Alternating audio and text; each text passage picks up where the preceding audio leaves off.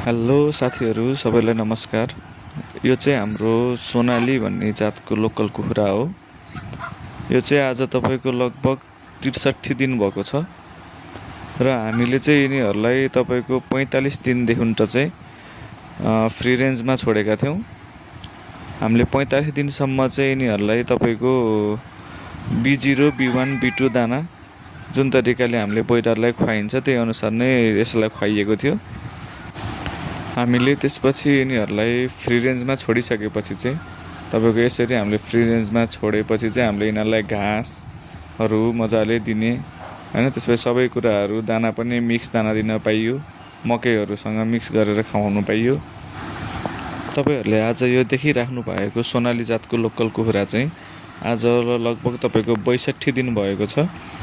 62 दिनमा चाहिँ यिनीहरूको मजाले शिर अलिअलि देखिने भालेहरूको चाहिँ यस्तो राम्रो लुक्स आउन थालिसकेको छ 62 दिनमा।